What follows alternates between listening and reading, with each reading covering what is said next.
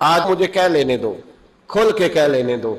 لوگ دلیلیں دیتے پھرتے ہیں, کہتے ہیں جی ایک وہ پینٹ کوٹ والا مولوی ہے, اس نے اینک بھی لگائی ہے, داڑھی بھی رکھی ہے, پینٹ کوٹ بھی پہنتا ہے, اس نے جی 1500 بندہ ایک دن مسلمان کر دیا, ایک دن 1000 مسلمان کر دیا. پر پتہ ہے وہ بدبخت کہتا کیا ہے؟ وہ کہتا ہے امیر المومنین یزید رضی اللہ تعالیٰ عنہ. میں کیا کروں اس کے 1500 مسلمان کو یا 2000 اس کے کلمہ, اور وہ جی بڑی دلیلیں دیتا ہے. وہ دلیلیں سنبھال کے رکھے, وہ دلیلیں جو جی بڑے لوگ اس کے ساتھ ہوتے ہیں. تو کربلا کے موقع پر زیادہ لوگ یزید کے ساتھ تھے, زیادہ لوگ. ہم کثرت کے قائل نہیں, ہم حق کے قائل ہیں. ہم اب چھوڑ دو بات, دلائل کی طرف آؤ. عجیب تماشا ہے. اور ایک مولوی صاحب اس کی حمایت کر رہے تھے, کہتے نہیں بندہ ٹھیک ہے, وہ بھول گیا تھا, اصل میں قصور عبید اللہ ابن زیاد کا تھا, اصل میں غلطی عمر بن سعد کی تھی, تو یزید کو زیادہ الزام نہیں دینا چاہیے. میں نے کہا بڑی تمہاری قریبی رشتہ داری ہے یزید کے ساتھ, تو اللہ سے دعا کیوں نہیں مانگتے کہ تمہارا حشر یزید کے ساتھ کرے؟ مانگنی چاہیے نا دعا. کیا خیال ہے آپ کا؟ ہم الحمدللہ جمعے والے دن مسجد میں بیٹھ کے دعا کرتے ہیں, یا اللہ ہمارا حشر امام حسین کے غلاموں میں کرنا. تو بھی کرنا جرت کر, جرت ہماری جرت دیکھ. ہم یہ نہیں کہتے ان کے ساتھ کر, ہم کہتے ہیں یا اللہ ہمارا حشر ان کے. ہماری جرت دیکھو, ہم ان کے غلاموں میں, قدموں میں, نوکروں میں بیٹھنے کو وہ دعا مانگ رہے ہیں, یا اللہ ہمارا ان کے غلاموں میں, غلاموں کے. تو بھی جرت کر دلیری, کر جرت, کہ یا اللہ میرا حشر یزید کے ساتھ کر دلیری. اگر اتنا ہی اچھا تھا تو بے شرمو اتنا ظلم نہ کرو, اتنی زیادتی, اتنا ظلم نہ کرو. یہ ظلم ہے. امام حسین جمعے والے دن خطبہ پڑھنے لگے, جمعے سے پہلے امام حسین نے خطبہ پڑھا, اور آپ نے ایک جملہ کہا جو ہمیشہ یاد رکھا جائے گا. آپ نے فرمایا یزید کو جا کے بتا دو کہ مجھ جیسا تجھ جیسے کی بیعت نہیں کر سکتا. او کیا فکرہ ہے امام علی مقام کا. فرمانے لگے مجھ جیسا تجھ جیسے کی بیعت, اور آپ فرمانے لگے بتاؤ اس وقت پوری دنیا میں کوئی نبی کا نواسہ موجود ہے میرے سوا؟ حضرت آدم سے لے کر مصطفیٰ کریم تک اس وقت پوری دنیا میں کوئی نبی کا نواسہ ہے؟ اور فرمایا اگر میں ہی ہوں پوری کائنات میں. لوگ کہتے ہیں فلانا علامہ صاحب کی تبلیغ بڑی ہے, ہم سے بڑا کون ہوگا تبلیغ کی بات کرنے والا؟ لیکن ڈرو اللہ سے, ڈرو, گمراہ نہ کرو قوم کو. یہاں تباہی اتر گئی ہے, کوئی بڑی داڑھی رکھ کے معاذ اللہ تعالیٰ اہل بیت کے بارے میں بکواس کرتا ہے, اور کوئی بالکل داڑھی مڈا کے ننگا سر کر کے ممبروں پہ ناچتا ہے اور صحابہ کے بارے میں بکواس کرتا ہے. میرے مصطفیٰ کے پاس اگر ابو بکر آئے ہیں تو وہ بھی شان والے ہیں, اور اگر بی بی عائشہ صدیقہ ان کے بستر پہ رہی ہے تو وہ بھی شانوں والی ہے. مولا علی شیر خدا کے بارے میں جو بات کرے پکا بے ایمان ہے. عجیب تماشا لگ گیا ہے جی. جو رب نبی پاک کے جسم کے قریب مکھی نہیں آنے دیتا, وہ گندا بندہ حضور کے قریب آنے دیتا ہے؟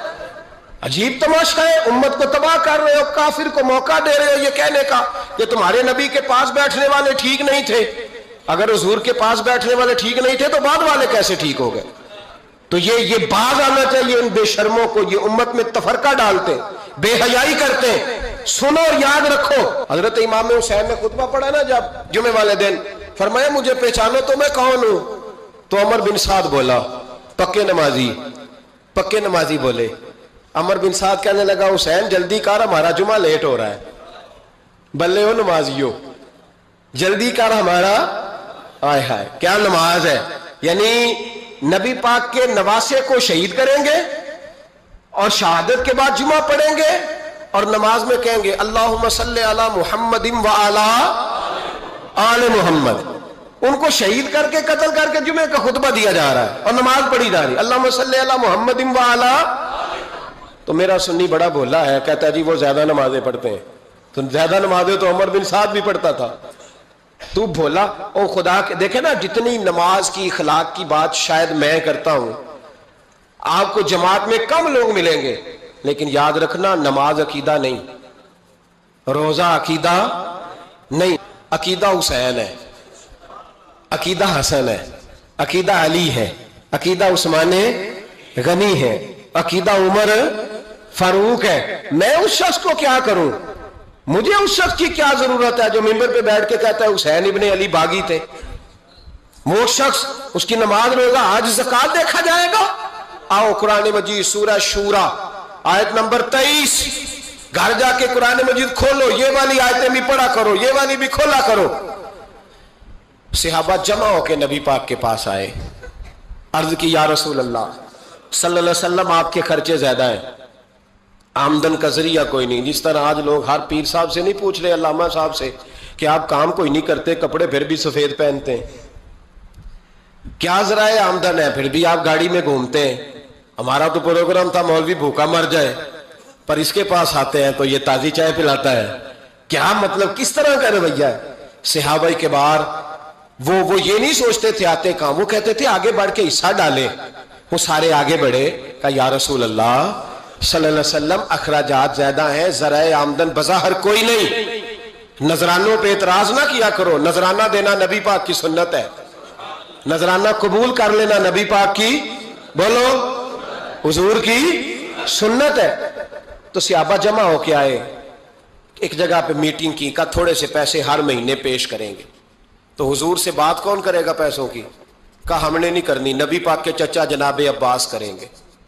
حضرت عباس رضی اللہ تعالیٰ عنہ کے ذمے لگایا گیا، جناب عباس آئے، حضرت عباس رضی اللہ تعالیٰ عنہ پیسے لے کے آئے، اور سیانے بندے تھے، انہوں نے بڑی سمجھداری والی، عقل مندی والی بات چھیڑی۔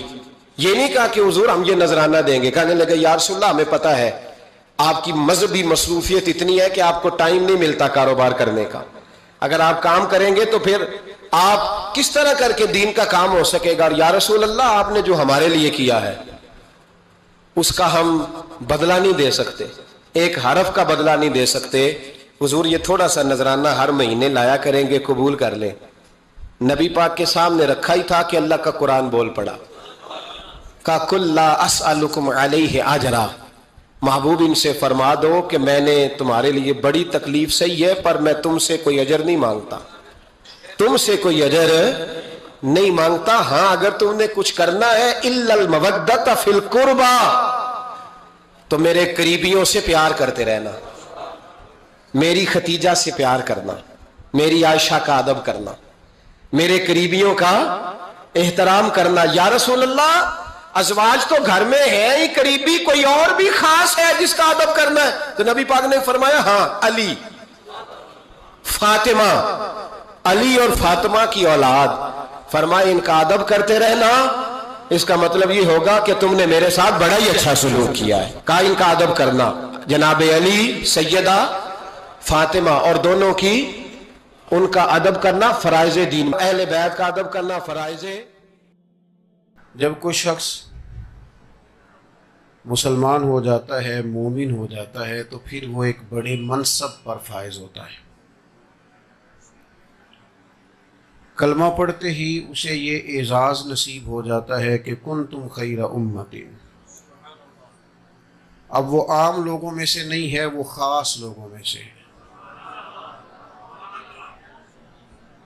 ضرورت اس امر کی ہوتی ہے کہ وہ اپنے منصب کو پہچانے، اس پر غور کرے کہ دراصل میرا مقام کیا ہے۔ سب سے زیادہ انسان کا نقصان اس وقت ہوتا ہے جب وہ اپنے منصب کو نہیں پہچانتا اور اپنے منصب کے معیار کے مطابق اپنا وقت نہیں گزارتا۔ جب کوئی شخص مسلمان ہو جاتا ہے، مومن ہو جاتا ہے، اللہ کی بارگاہ سے اسے بے پناہ انعامات ملتے ہیں، صرف ایک کام پر اسے توجہ کرنی ہے، وہ یہ ہے کہ وہ ایمان کے تقاضوں کو پورا کرے۔ ایمان کے بعد وہ اعمال صالحہ سے اپنی زندگی کو آراستہ کرے۔ عام لوگوں کی طرح، عام انسانوں کی طرح مرضی کا کھانا پینا، مرضی کا سونا جاگنا، مرضی کا آنا جانا اس کا نہ رہے، بلکہ اس کی زندگی محتاط ہو۔ وہ اب شتر بے مہار نہیں ہے، آزاد نہیں ہے، وہ اللہ رسول کا پابند ہے۔ ان احکامات کی روشنی میں اپنے معاملات کو مرتب کرے، اعمال صالحہ اختیار کرے۔ اس کے بعد اسے کیا ملے گا، کیا دیا جائے گا، انعامات کیا ہوں گے، اس کا بندہ کوئی بھی شمار کر ہی نہیں سکتا۔ یعنی مومن وہ خوبصورت جماعت ہے مسلمان، شرط یہ ہے کہ اسے نہ پتہ چلے کہ میں ہوں کیا۔ وہ اقبال نے کہا تھا کہ عجب نہیں کہ خدا تک تیری رسائی ہو، پر تیری نظر سے تو پوشیدہ ہے آدمی کا مقام۔ جو بندے کو نہیں پہچان سکا وہ اتنا اوپر کیسے جائے گا؟ یہ جو ہے نا تھوڑا شناسائی کرنا کہ میں کیا ہوں، میرا منصب کیا ہے، میرا معیار کیا ہے، اور اپنے منصب کے مطابق اپنی زندگی، یعنی مومن کا ایک منصب ہے کہ وہ مومن ہے، وہ عام نہیں ہے۔ اس نے جب حوالہ دینا ہے تو اس نے امام الانبیاء کا حوالہ دینا ہے۔ یعنی وہ جب کہتا ہے نا میں نے تعلیم لی ہے اور میں نے روشنی لی ہے اور میں نے فیض پایا ہے اور میں نے تربیت لی ہے اور میں نے کلمہ پڑھا ہے، تو پھر اس نے کلمہ پڑھا ہے امام الانبیاء کا، نبیوں کے امام کا وہ غلام ہے۔ اور جو یعنی سرکار کی تعلیمات وہ ہیں کہ ایسا نہیں کہ حضور نے کوئی صرف اچھی بات کی ہے، نبی پاک نے وہ بات کی ہے جس سے زیادہ اچھی بات ہو سکتی نہیں، اس سے زیادہ بڑی بات ہو سکتی وہ حد ہے نا۔ تو اس کو تو تعلیمات ملی ہیں سب سے زیادہ معیاری۔ تو اب یہ کہے جی نہیں جی میں تو بڑا گناہگار بندہ ہوں، جی میں تو بڑا عاجز بندہ ہوں، جی میں تو بڑا مسکین بندہ، آپ دعا کریں جی میں نیک ہو جاؤں۔ تو بھئی تو اپنا منصب تو پہچان، بھلا تو کون ہے، تو کون ہے، منصب پہچان اپنا۔ تو یہ ہیلے بہانے نہ کر، یہ کمزوری نہ دکھا، تو دیکھ تیری نسبت کہاں ہے۔ ان کا دیوانہ ہوں، ان کا مجذوب ہوں، کیا یہ کم ہے کہ میں ان سے منسوب ہوں؟ تو دیکھ تیری نسبت کہاں کی جاتی ہے۔ رب فرماتے ہیں ان الذین آمنوا وعملوا الصالحات، بے شک وہ لوگ جو ایمان لائے اور پھر انہوں نے اعمال صالحہ کیے۔ بڑی جگہوں پہ بڑے فضائل ہیں، بڑی جگہوں پہ بڑا ثواب ہے، نماز کا یہ اجر ہے، روزے کا یہ اجر ہے، زکوٰۃ کا یہ اجر ہے، صدقے کا یہ اجر ہے، حسن اخلاق کا یہ اجر ہے، مختلف اجر ہیں، کہیں 10 گنا ہے اور کہیں 700 گنا بھی ہے۔ یہ ساری باتیں بیان کی، لیکن اس آیہ کریمہ میں فرمایا بے شک جو لوگ ایمان لائے اور جنہوں نے نیک اعمال کیے، یا اللہ تو انہیں کیا دے گا؟ فرمایا لہم اجر غیر ممنون، میں انہیں وہ اجر دوں گا جو کبھی ختم ہی نہیں ہوگا۔ لا متناہی اجر، لا متناہی۔ شرط کیا ہے؟ کہ انسان اپنے وقت کو بیکار نہ گزارے، یہ نہ ضائع نہ کرے اپنے آپ، یہ ساری زندگی صرف یہی نہ کہتا رہے کہ بس یہ رمضان کے بعد میں نیک ہی ہوں، حج کر رہا ہوں اس کے بعد میں بالکل بچے بیال ہوں، پھر میں بالکل، ساری زندگی منصوبہ بندی میں گزر گئی، ساری زندگی ارادوں وعدوں میں بیت گئی، ساری زندگی ہاتھ ہی کھڑے کیے کہ آج کے بعد نماز پڑھوں گا۔ یہ اپنے وقت کو ضائع نہ کرے۔ ہمارے ہاں نا وقت ضائع کرنا سب سے بڑا نقصان ہے۔ مومن کے پاس تو لامتناہی اجر ہے، لامتناہی اجر۔ مومن تو کچھ نہ کرے، صرف مسکرا کے ملاقات ہی کر لے تو محبوب فرماتے ہیں رب اس پر بھی صدقے کا ثواب عطا کر دیتا ہے۔ اور یہ ایز اے اسپیشل کوئی کام بھی نہ کرے، ایز اے اسپیشل کوئی کام نہ کرے کہ میں یہ خاص کر کے یہ کام کرنے لگا ہوں، یہ ایز اے اسپیشل نہ بھی کرے، یہ جو روٹین میں کرتا ہے نا وہ صحیح کر کے کرے۔ کوئی نہیں سمجھ آئی آپ کو میری بات؟ جو کرتا ہے نا وہ تجارت کرے روز پیسہ کمائے، کوئی حرج نہیں، صبح شام تجارت کرے، پر سچ بول کے کرے، پر دیانتداری کے ساتھ کرے۔ یہ مومن ہے تو مومن ہو، یہ تجارت ہی کرے، کوئی منع نہیں، اس کو کوئی نہیں کہہ رہا کہ تو دکان چھوڑ کے آ، فرائض ادا کرے، نماز پڑھے، روزہ رکھے، کھل کے کرے تجارت، پر تجارت حضرت ابو بکر صدیق سے سیکھ کے کرے، حضرت عثمان غنی سے سیکھ کے کرے تجارت، کون منع کرتا ہے؟ پر سیدنا عبد الرحمن ابن عوف سے سیکھ کے کرے، کون منع کرتا ہے؟ تجارت کرے، دکان پہ بیٹھے کاروبار کرے، یہ ملکوں میں جائے کرے، کوئی منع نہیں کرتا، بلکہ سیاستہ میں حدیث موجود ہے، میرے نبی پاک علیہ الصلوۃ والسلام نے فرمایا تو سچ بول کے تجارت کر، اللہ قیامت کے دن تجھے نبیوں کے ساتھ جگہ عطا فرمائے گا۔ تو بے شک عمرے تھوڑے بھی کر، پر تجارت سچ بول کے کر۔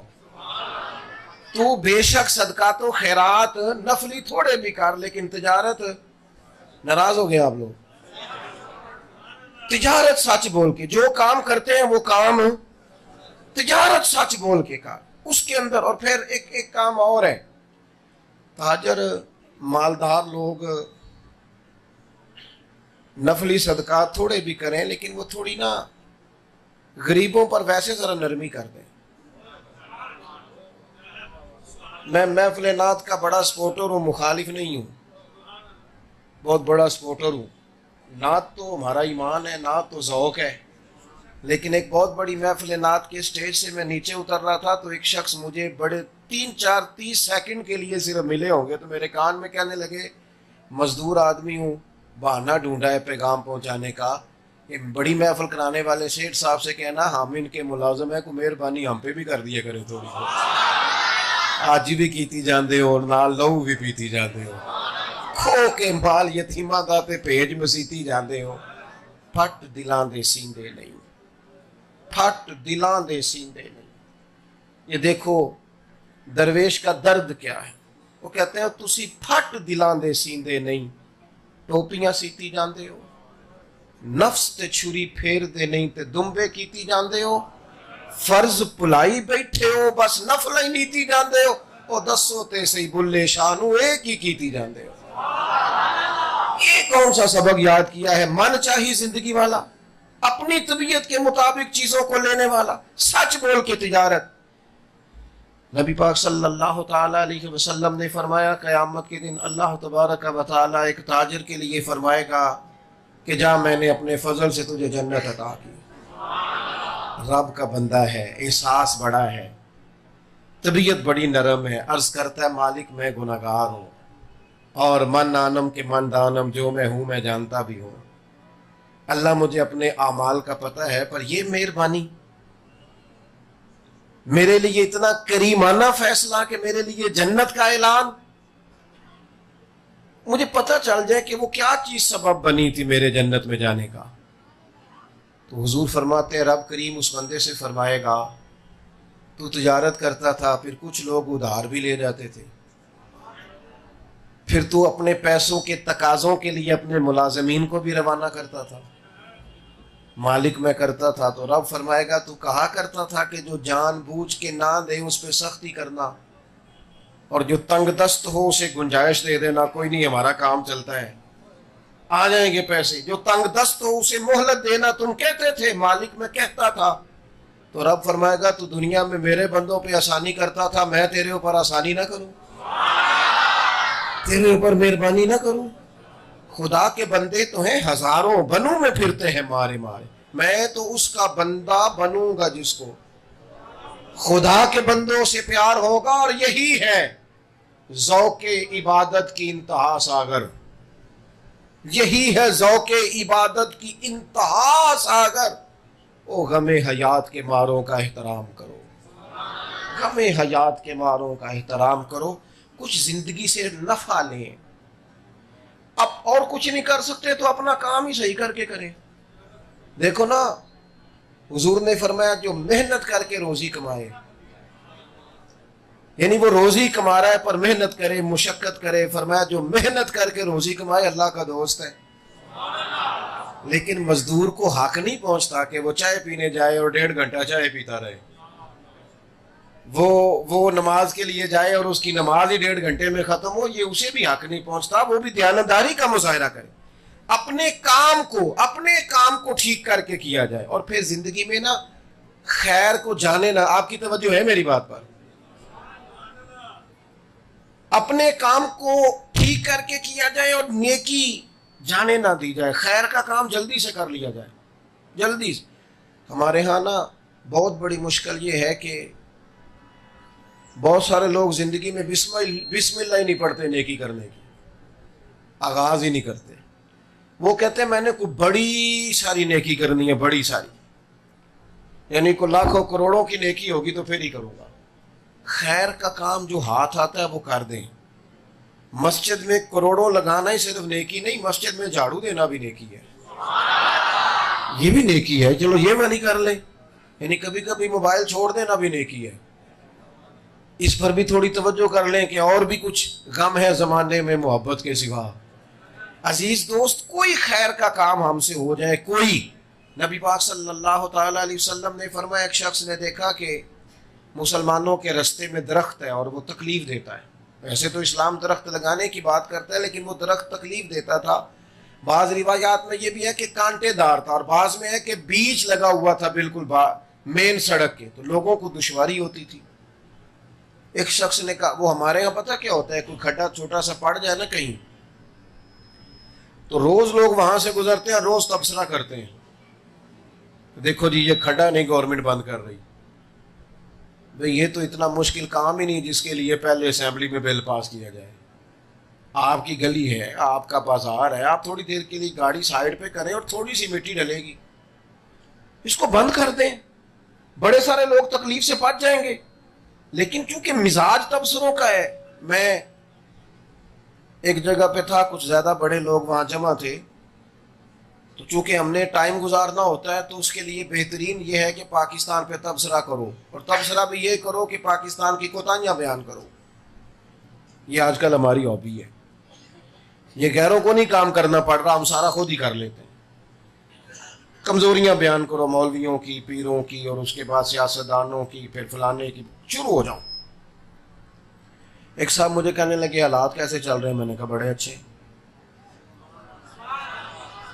اللہ کا بڑا، وہ پریشان ہی ہو گئے بہت زیادہ، جس طرح آپ نہیں ہو گئے ساری، وہ بھی سارے پریشان ہو گئے کہ حالات اچھے چل رہے ہیں۔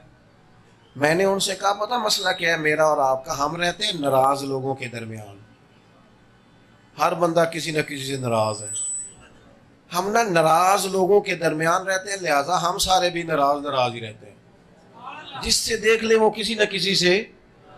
ہم نہ خوشیاں بانٹنا نہیں چاہتے، خوش ہونا نہیں چاہتے، خوشی تقسیم نہیں کرنا چاہتے، لہذا ہم نے اس کا حل یہ نکالا ہے کہ کوتاہیاں بیان کرو، کمزوریاں بیان کرو۔ مسلمان کی یہ شان ہے، مسلمان تو حالات کا رخ بدل دیتا ہے، وہ تو اپنے حصے کی ڈیوٹی کرتا ہے، اپنے حصے کا کام کرتا ہے۔ نبی کریم صلی اللہ تعالی علیہ وسلم نے فرمایا بیچ درخت لگا تھا اور وہ کانٹے دار ہوگا، جھاڑیوں والا ہوگا، وہ تکلیف دیتا تھا۔ ایک شخص نے سوچا یار کب تک اس پر تبصرے ہوں گے، لوگ گزرتے تکلیف ہوتی، اکیلے بندے نے فیصلہ کیا کہ میں یہ درخت کاٹوں گا، اکیلے بندے نے، اس نے فیصلہ کیا، اور پھر وہ اکیلا لے کے آیا کلاڑی، اس اکیلے نے وہ درخت کاٹا، اس نے رستے میں سے درخت کاٹ دیا، محبوب فرماتے رب نے اس کے لیے جنت کا فیصلہ فرما دیا۔ لیکن وہ ہمارے ہاں یہ مزاج ہے کہ میرے کرنے سے کیا ہوگا، چھوٹی سی لوگ، چھوٹا سا لوگ تنکا جلاتے ہیں تو آگ پوری پھیل نہیں جاتی، تو اگر آگ جلانے والے ایک چنگاری سے پھیلا دیتے ہیں تو بھائی بجھانے والے بھی ایک قطرے سے بجھا سکتے ہیں۔ لیکن شکوہ ظلمت شب سے تو کہیں بہتر تھا، اپنے حصے کی کوئی شمع جلاتے جاتے، ہم کوئی کام سٹارٹ کرنے کو، شروع کرنے کو تیار۔ مزاج تبصروں کا ہے، مزاج تجزیے کا ہے، مزاج رپورٹنگ کا ہے، مزاج یہ ہے کہ گفتگو کرو، نشستن گفتن برخاستن، بات کرو، بیٹھو، گپ شپ کرو، اٹھ کے چلے جاؤ، اپنی زندگی سے کوئی نفع لیں، پہچانے کہ ہمارا اعزاز کیا ہے، ہم کیا کر سکتے ہیں، کچھ فائدہ کریں اپنے آپ سے، کچھ شروع کریں، کہیں سے آغاز کریں، کوئی ایسا سلسلہ۔ یہ عارف رومی رحمت اللہ علیہ فرماتے ہیں کہ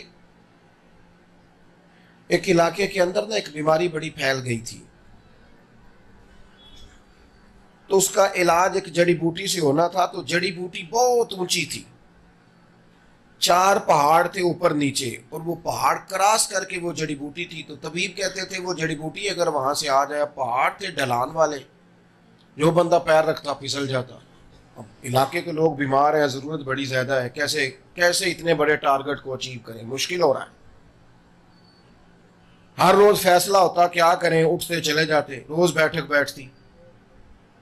ایک بندہ بیچ میں سے اٹھا، اس نے کہا یار یہ ساری زندگی سوچتے رہنا بھی کوئی کام ہے؟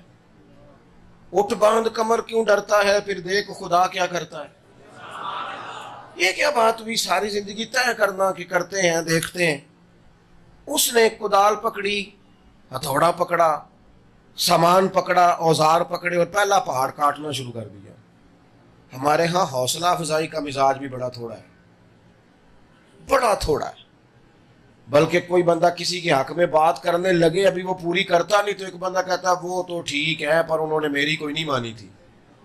وہ فوری طور پر ایک نئی بات بیچ میں وہ بیان کر دیتا ہے. ممکن ہی نہیں ہوتا کہ بات وہ تکمیل تک جائے. اس نے نا ایک پہاڑ کاٹنا شروع کیا تو جو پاس میں سے آتا کہتا بیوقوف ہے تو، کہاں تو ایک بندہ کہاں چار پہاڑ، کیسے کاٹے گا. اس نے کہا یار اگر ساتھ نہیں دے سکتے تو حوصلہ تو لانا توڑو. اچھا چلے ایک سوال پوچھتا ہوں آپ سے روک کے، آپ کو میری باتوں کی سمجھ تو آ رہی ہے؟ چلے سبحان اللہ نہ کہیں، ہلکا ہلکا ایسے ایسے تو کریں، پتہ چل جائے سمجھ آ رہی. سر مصیبت یہ ہے کہ موبائل بڑا تحفہ ملا ہے ہمیں، پکا گفٹ مل گیا ہے. یہ تو پہلے تو ہم بچوں کو کہتے تھے نا کہ چلو مہربانی کرو موبائل ذرا بند کر دو. اب تو بزرگوں کو کہنا پڑے گا، والد صاحب کو کہنا پڑے گا کہ 10 منٹ چھڑیا کرو، بالاں دا بھی حال چال پوچھو. ناراض ہو گئے آپ لوگ؟ میں صحیح کہہ رہا ہوں آپ سے. سیانے لوگ، سمجھدار لوگ، معاملہ فہم، ان کو کہنا پڑے. آج میں نے جمعے کے بعد کچھ دوستوں سے کہا، میں نے کہا میں آپ پہ پابندی لگاتا ہوں، آئندہ جمعے آپ مجھے نظر آئیں تو آپ کے ہاتھوں میں تسبیح ہوں. اس لیے کہ ہمارے ہاتھ میں تو تسبیح ہوتی تھی. یہ کون چھین کے لے گیا اور موبائل دے گیا؟ تسبیح ہوتی تھی. اور تسبیح کا کمال یہ ہے ہاتھ میں ہو تو چلتی بھی ہے اور کچھ نہ کچھ بندہ پڑھ بھی لیتا ہے. لیکن یہ کیا ہوا، کون لے گیا ساری چیزیں؟ بہرحال یہ عنوان نہیں. ایک بات آپ سے پوچھنی ہے. 1,24,000 کم و بیش نبی دنیا میں آئے. کسی نبی کا کلمہ 4 لوگوں نے پڑھا، کسی کا 10 نے پڑھا ہے، پر نبی سارے کامیاب گئے. مجھے بتاؤ کامیاب گئے کہ نہیں؟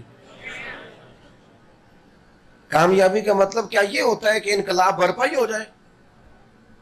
کامیابی تو یہ ہے کہ آپ نے ڈیوٹی پوری کی کہ نہیں کی. آپ یہ تو حکم ہی نہیں ہے کہ گن پوائنٹ پہ لوگوں کو مسجد لے کے آنا ہے، آذان وقت پہ دینی ہے، مسجد ٹائم پہ کھولنی ہے. نبی سارے کامیاب ہو کے گئے، سارے. اگرچہ کلمہ کسی کا چند لوگوں نے پڑھا، کسی کا چند 100 نے پڑھا. نبی کیوں کامیاب گئے؟ کہ وہ جو کام کرنے آئے تھے وہ کام انہوں نے توجہ سے کیا، ڈیوٹی انہوں نے صحیح کر کے کی ہے. ہم نا ڈیوٹی نہیں، اس شخص کاٹ رہا ہے پہاڑ، لوگ اسے کہہ رہے کیسے کٹے گا؟ اس نے کہا یار چلو تعاون نہیں کر سکتے، حوصلہ شکنی تو نہ کرو. اس نے ایک پہاڑ کاٹا، سالوں لگ گئے. دوسرا کاٹا تو پھر سالوں لگ گئے. سال بیت گئے، زمانہ گزر گیا. بوڑھا ہو گیا، بیمار ہو گیا. 2 پہاڑوں پہ سیڑھیاں بنا سکا تھا کہ موت کا وقت آ گیا. اب چونکہ سیڑھیاں بن گئی تھی، لوگ آ جا رہے تھے تو کہنے لگے کیا ملا تجھے؟ نتیجہ کیا نکلا؟ جڑی بوٹی تک پہنچ نہیں سکا، ابھی 2 پہاڑ پڑے ہیں اور تیری موت کا وقت آ گیا ہے. اس چیز کی ضرورت ہے میرے وطن کو، میرے ملک کو. اس شے کی ضرورت ہے. آج بستر مرگ پر اس شخص نے آنکھیں کھولی، اس نے کہا تمہیں پتہ ہی نہیں میں کامیاب کتنا ہوا ہوں، تمہیں پتہ ہی نہیں میں نتیجہ کتنا لے کے دنیا سے جا رہا ہوں، تمہیں خبر ہی نہیں. نے کہا کیا مطلب؟ کہنے لگا میں نے آدھا رستہ آسان کر دیا ہے، آدھا رستہ میں نے آسان کر دیا ہے. اب جو میرے بعد آئے گا نا وہ 0 سے شروع نہیں کرے گا، وہ 3 سے شروع کرے گا. اور میں نے آدھی مشکل تو حل کی. ہمارے ہاں کوئی آدھا سفر بھی آسان نہیں کرتا، چلو آدھا تو آسان ہو جائے. ہم نہ تھوڑا سا بھی کام کرنے کو تیار. یہ ہمارے ہاں جو سیاسی لوگ ہوتے ہیں نا، اللہ ماشاءاللہ، یہ ڈانگ ٹپاؤ وقت گزارتے ہیں ساری سیاسی جماعتیں.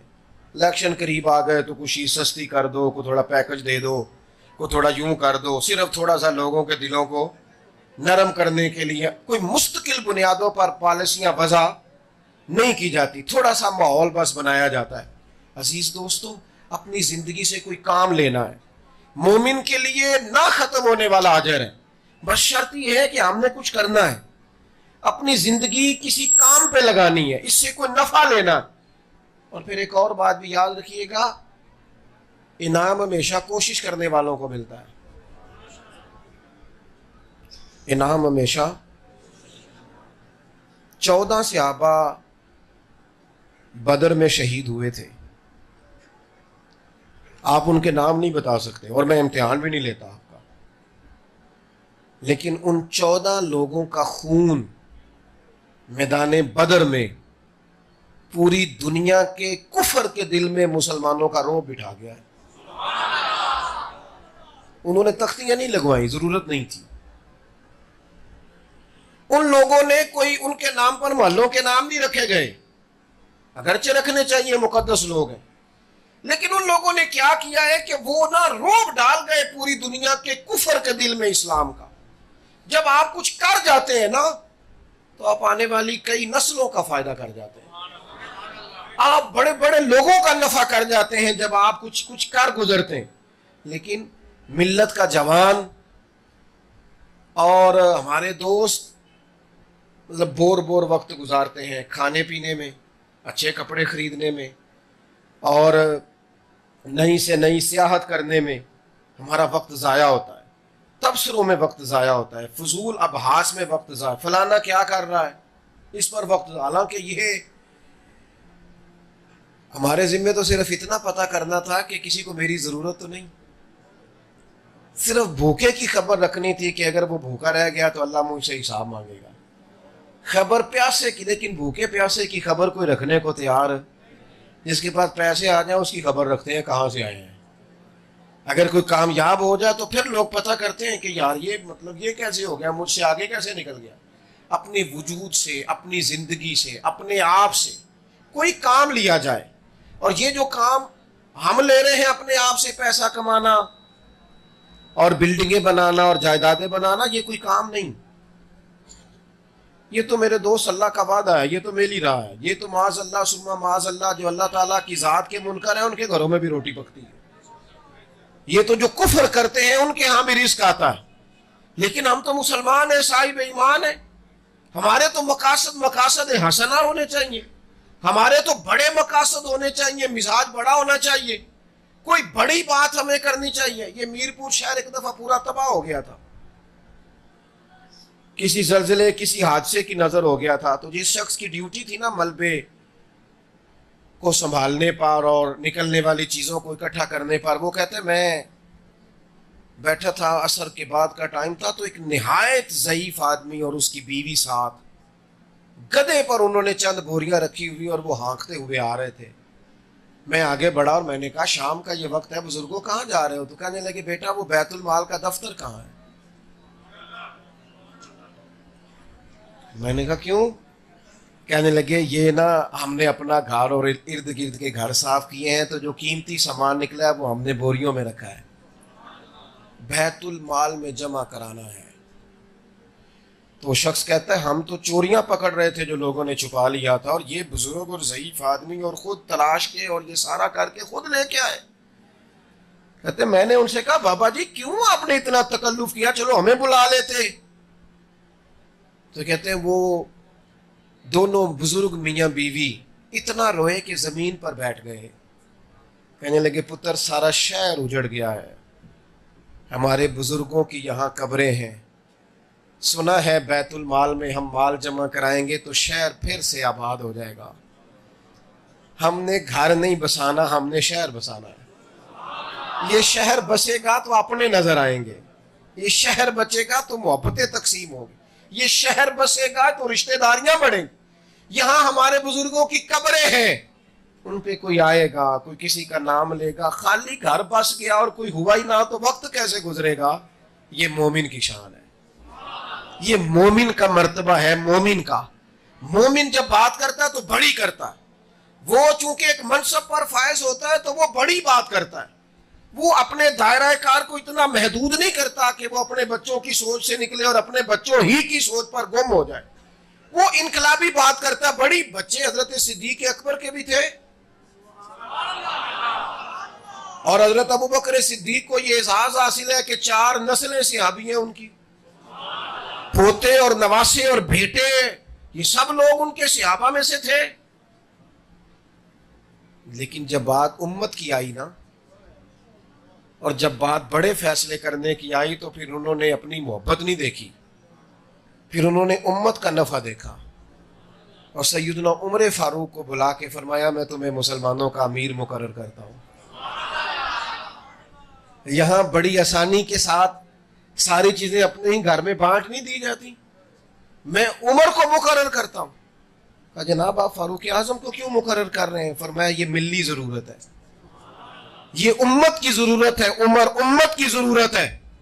اور فرمانے لگے اگر اللہ نے مجھ سے پوچھا نا کہ محبوب کی امت کس کے ذمے لگا کے آئے ہو، تو عرض کروں گا مالک جو تیرے محبوب کی امت کے لیے سب سے بہتر آدمی تھا اس کے ذمے لگا کے آیا۔ سوچوں کو قومی سطح کا بنا ہے۔